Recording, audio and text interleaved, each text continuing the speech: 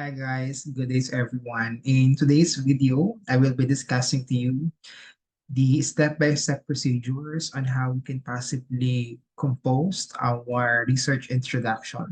So technically, since nandito ka na sa part ng research paper na to, meaning to say, you are able to make your tabular as well as you're able to have, identify, appropriate, and good research cap because this information will really help you in composing and constructing your research introduction.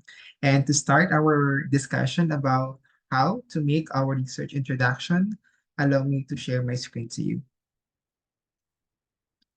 Okay, there you go. So I have here the different steps on how we can possibly write down our research introduction.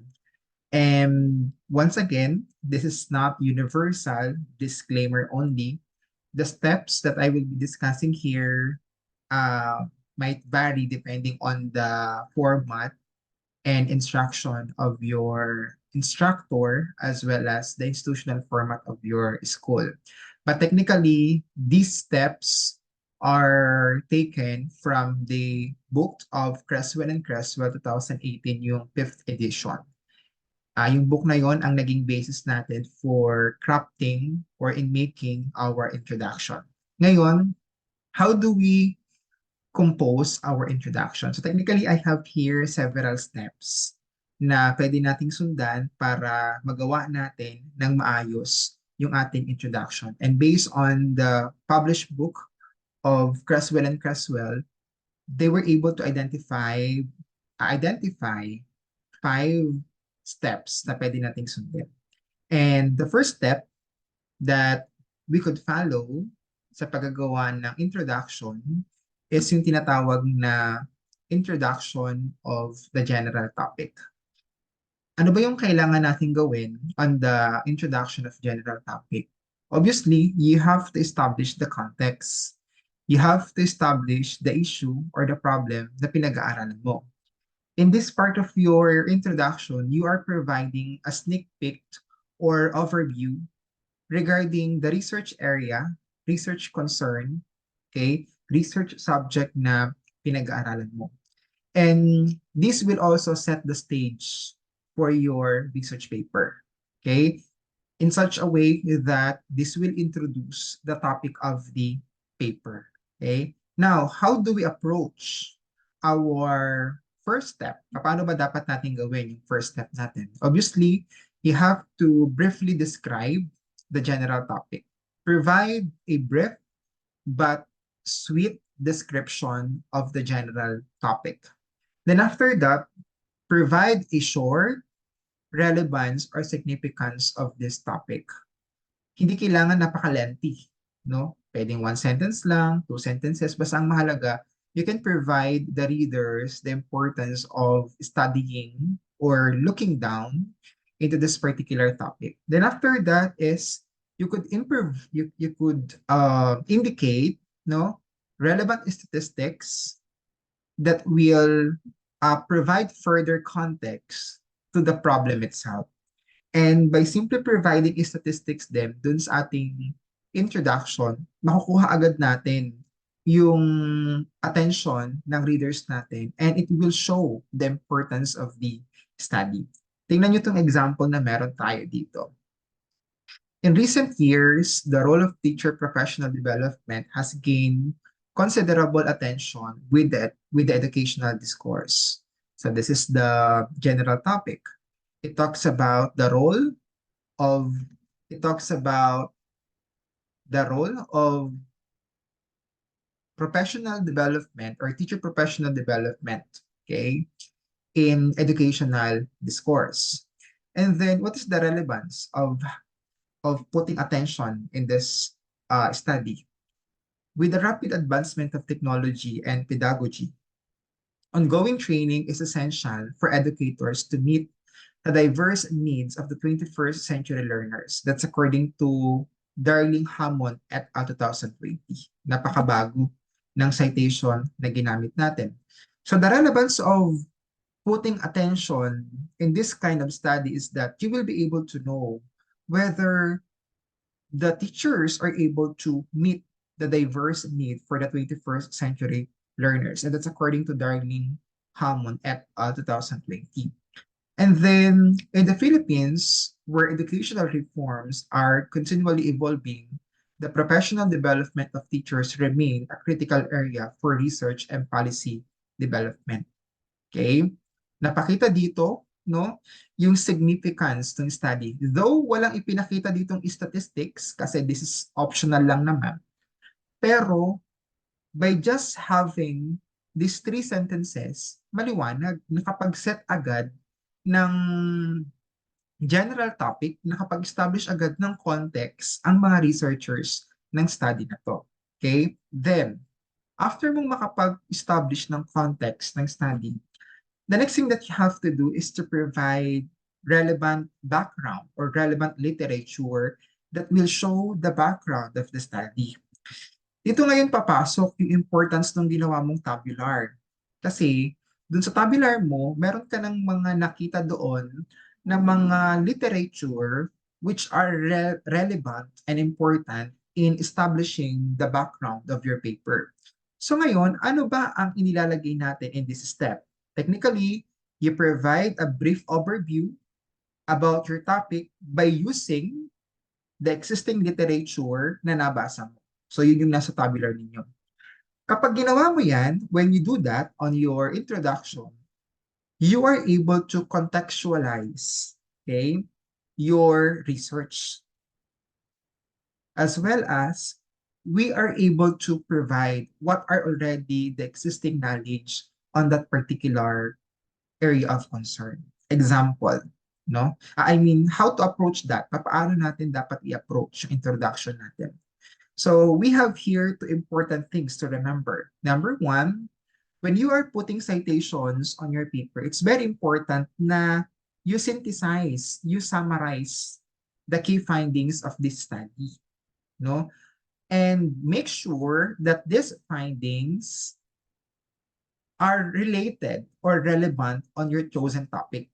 Baka nga nagligay ka dyan ng mga citation, nag-insert ka ng mga citation, pero yung mga citation na yun is not connected or relevant or on your chosen topic. So, may problema tayo kapag ganun, may misalignment.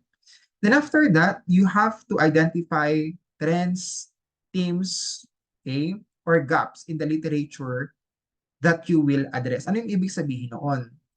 When you are presenting your background information about the chosen topic, hindi pwedeng basta na lang tayo insert ng insert. Hindi pwedeng basta na lang tayo lagay ng mga citations.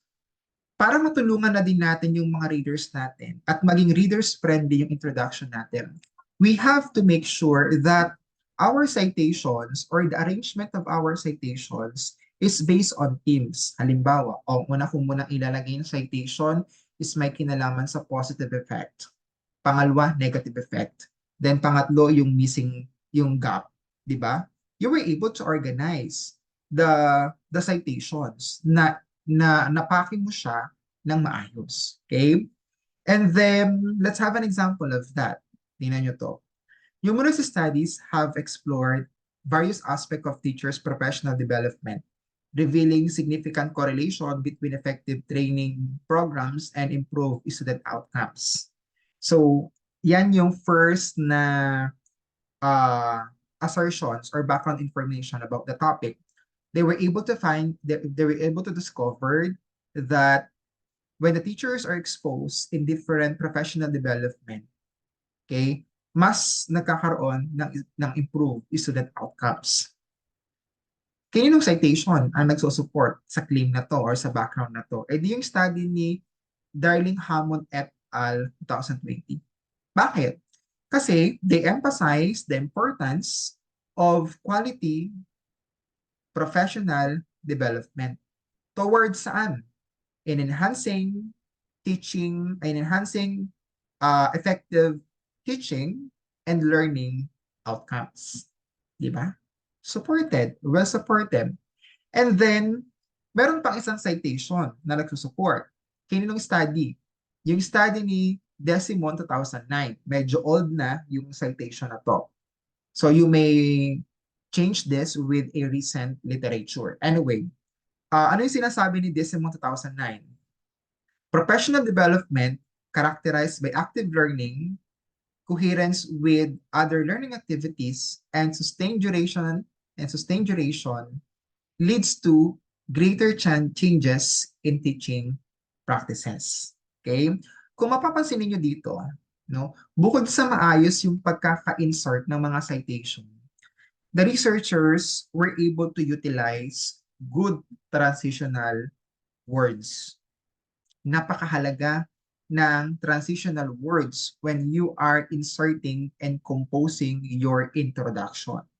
Because one of the reasons minsan kung bakit may mga researchers tayo na nagre-redefense is because yung kanilang introduction, hindi maayos yung transition. Okay? So it's very important that the transition in every citation is good, smooth.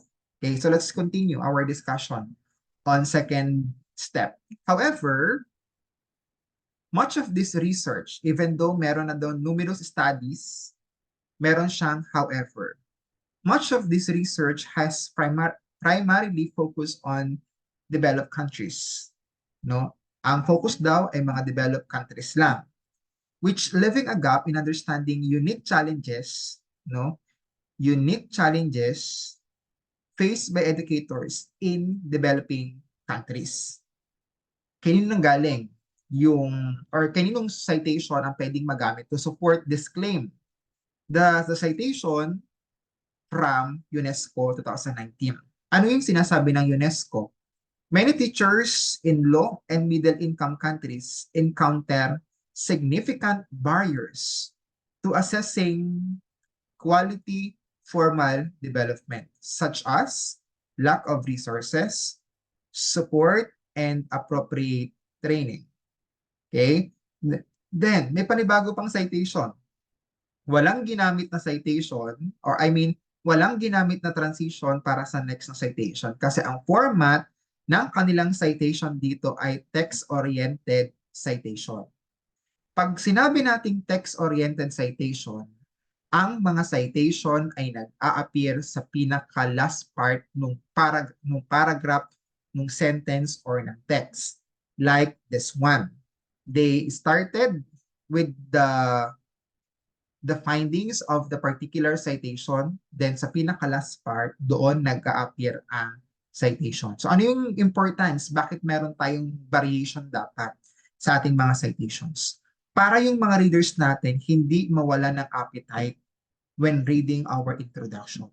Kasi kapag ang format ng citation natin ay puro transitional, ang tawag sa ganitong format ng citation is transitional citation. Because you started your sentence with the transition followed by the citation. Pero kapag nag-start ka naman sa author, ang tawag doon ay author-oriented. Halimbawa, Darling Hammond et al. 2019 emphasize, pero hindi ka gumamit ng transitional words. Ang tawag doon ay author-oriented citation. So technically, meron tayong tatlong format ng citation. Transitional orientation or transitional citation, texts or text citation, at yung isang author-oriented citation. Okay? So tingnan natin yung naging findings ng study nila. This disparity highlights the need for localized studies that consider specific context of teachers, particularly in the Philippines. Because Philippines is an example of country na under ng developing country pa lang ang Pilipinas. So nagiging mas specific na yung study. No, from general context down to the context in the Philippines. Isa din yan sa bagay na kailangan ninyong tandaan. When you write down your introduction, it should be inverted pyramid format. You start from the general context, going to specific. Okay? Then, next paragraph para sa step number 2. Furthermore, so meron tayong citation na meron tayong transition na ginamit. Research by Wong et al. 2020 indicates that contextual factors such as socioeconomic status and cultural differences significantly influence the effectiveness of professional development program. This reinforces the necessity for tailored professional development initiatives that cater to the specific needs of Filipino teachers, as supported by Reyes and Angeles 2020. Ano naman yung observation natin dito? Merong mga citations or merong mga findings na even though pare-parehas yung author, supporting. Kapag ganon, pwedeng mag-come up ka na lamang sa isang composition ng sentence and then gumamit ka na lamang ng magandang transition from the next author. Parang ito, si Wong et al. 2020 sa si Reyes and Angeles, parehas naman sila ng findings. Pero they just come up with one presentation of their findings. Okay? We call for a more nuanced understanding of teacher professional development in the Philippine educational landscape. Aside from that, si Reyes at si Angeles din ang explicitly nagsabi ng research gap ng paper na ito. Kailangan daw magkaroon ng pag-aaral regarding understanding of teacher professional development within the Philippine educational landscape. So ngayon, kapag tinanong ka ng panelist mo, bakit anong pinag-aralan mo? You could now explain to your panelists and base as well on your tabular. Okay, so that's step number 2. We are able to provide background information about our chosen topic. Okay, then after that, so di ba, sa sentence na to, na-introduce na yung research gap.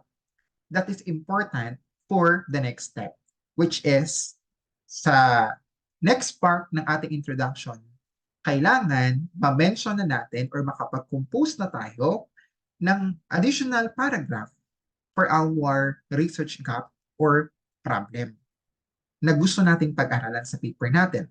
No? In this part, you clearly articulate.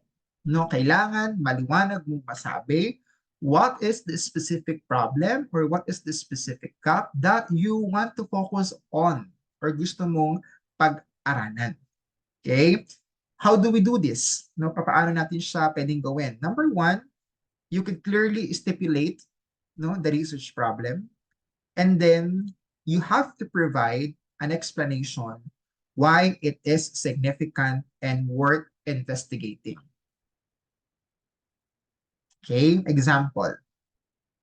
Despite the growing body of literature on teacher professional development, gumamit ng magandang transitional word, there remains a significant gap in understanding how these initiatives are implemented in the Philippine context. This one, particularly examining or particularly regarding the needs and perception of teachers themselves. Nasabi na ang problem, nasabi na ang gap. Significance naman. This study aims to address this gap by examining the experiences and challenges faced by the educators in participating in professional development programs. Kung mapapansin ninyo, the way they constructed why it is worth studying or the way they constructed the significance of their study is parang pa-objective type. Why? Kasi this is important for the next part of your introduction, which is the presentation of the research objectives or questions. In this part of your introduction, you clearly articulate the objectives of the study and the specific questions that you want to answer at the end of the study. Why is it important? Because this will serve as your guide, in making the paper itself, as well as informing the readers what to expect on your paper. Baka kasi maglaan ng mahabang oras ang mga readers nyo, and yet hindi naman pala to relevant sa kanilang context. So dapat sa introduction pa lang, na-mention na natin siya. Tingnan nyo itong sample na to. The primary objective of this study is to investigate, take note, dapat nag-a-align, nagtutugma-tugma. Okay? The primary objective of this study is to investigate the perception of the teachers regarding the effectiveness of professional development programs in the Philippines. Kung mapapansin ninyo, this primary objective is aligning with what we have mentioned on the third step, which is all about examining the experiences, which is all about examining the needs and perception of the teachers regarding these activities and programs. Ano pa? This research addresses the perceived challenges faced by the teachers in assessing professional development. Kung mapapansin natin, naka-align ulit siya dito. Examining the experiences and challenges faced by the educators. Next, it also evaluates how teachers assess the impact of this program on their teaching practices. This one could be an additional objective na lamang. Okay? This study aims to provide valuable insights into the experiences of the teachers and overall efficacy of the professional development initiative within the educational landscape of the Philippines. Ngayon, kung mapapansin ninyo, itong last sentence ng step number 4, para siyang pa-significance type na format. No? Why? Because it is relevant for the next step, which is discussing the relevance of your study. Why it is worth studying? Tingnan ninyo. How do we approach that? You have to write down the implication and contributions of your paper. How your research paper will contribute to the existing knowledge and practices. Di ba? Meron ka nang nagawang tabular, nilagay mo doon yung mga existing studies na. So by doing your study, ano pa yung palibagong maiko-contribute mo? What new information you can present, no, sa ating body of knowledge? As well as, ano yung practical applications niyan? Or anong policy ang gagawin mo? Or ano yung implications niyan sa mga policy na nag-exist na? Tingnan natin. This study is significant as it provides valuable insights to the professional development needs of teachers in the Philippines, thereby informing policymakers and educational leaders on how to design more effective programs. Additionally, the findings of the study will contribute, to the global discourse on teacher development by simply highlighting the unique challenges faced by educators in the developing context. So once that you are able to follow these steps, you already have the draft. Draft lang to. Bakit draft lang? Kasi ipapresent mo pa to sa mga panelists mo eh. And then, obviously, yung mga panelists mo, magpo-provide sila ng kani-kanilang mga opinion, comments, and suggestions. Then you have to take that into consideration. Basta ang mahalaga dito, at least you have already a structured introduction. And kapag nasunod mo yan, congratulations, ito na, meron ka ng introduction. This is now what it will look like kapag nasunod mo yung steps na diniscuss ko kanina, yung 5 steps na diniscuss ko kanina. Ito na yun. Step 1, yung step 1. Tapos, this is step number 2. No? This is step number 3. Step number 4. Then step number 5. Take note ha, ito ay subject for comments and suggestions pa ng mga panelists. Pero ang mahalaga dito is that you have already a structured introduction. And obviously, sa pinaka-last part ng paper, hindi naman sa last part ng introduction, huwag laging kakalimutang kolektahin ang mga references. Okay po? So that's it. That's how simple we do our introduction. And I hope and I pray that by watching this video, you will be able to come up with a good, sound, effective, and convincing, as well as readers-friendly introduction. So thank you so much. Enjoy writing and God bless.